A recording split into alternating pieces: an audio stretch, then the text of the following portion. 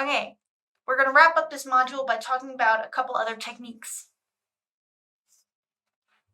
Okay, so there are tons of other techniques. I know I keep circling around item response theory. We will talk about it next week. So item response theory, just to give you a big overview of like what it is so you can let it like percolate. It's like fancier factor analysis. And what it does is it views the individual item response curves at different levels of difficulty. And it looks at standard errors at different ranges of the trait you were trying to measure. And it's super awesome.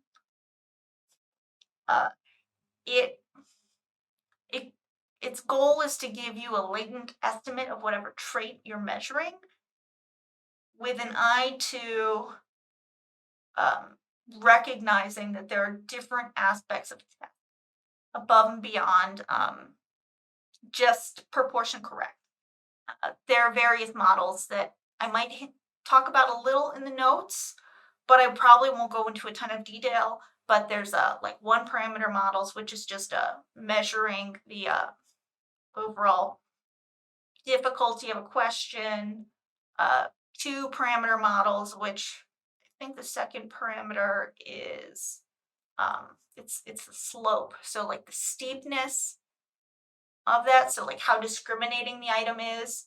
A third is a guessing parameter. So if you want to model in a penalty for guessing, so this is what the SAT does. The ACT does not do this last time I checked, but it takes into account the base rate of endorsement. So like if you have 4 options, it'll take into account that the floor effect is about 25%.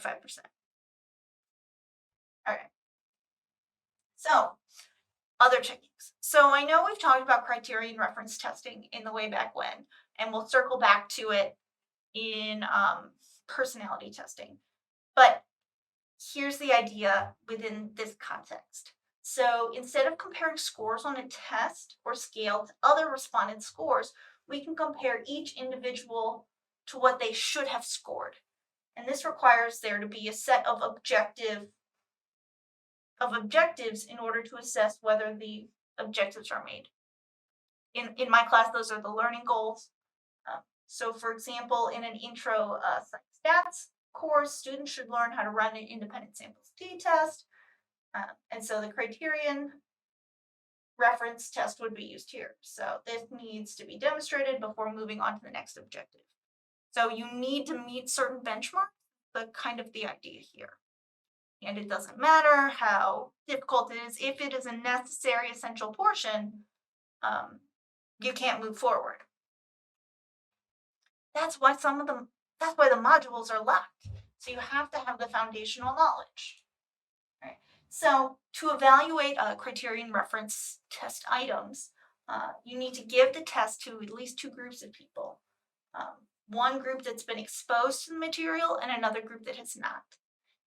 And then you look at the distribution of scores with frequency polygons or some other kind of like visual representation, and then you look for the anti-mode.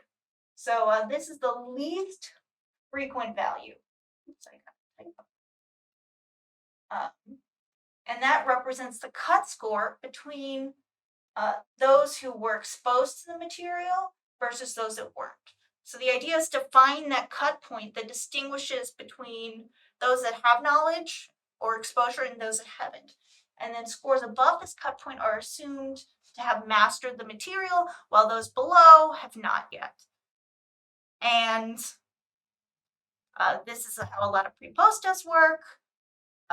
But the idea is to see if there is a nice way to slice your data to discriminate between our groups with an objective criterion instead of using a latent ability estimate. So here's what a plot like that looks like, where we've plotted the frequency polygon on a criterion reference test.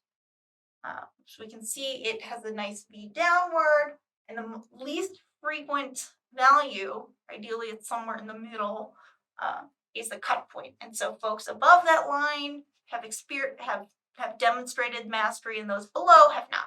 That's the idea. You can get it a little more refined than this, but essentially you're looking for V's.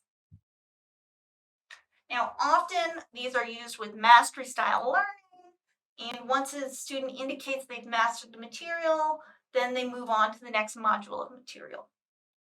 And if they do not pass the cut score for mastery, they receive more instruction until they can master the material. That's the basic idea. And that's wrapping up. So I'll see you later. And we'll dive into item response theory. So we're about to hit the last stats unit, I promise. And everything after this is just practical stuff. Bye!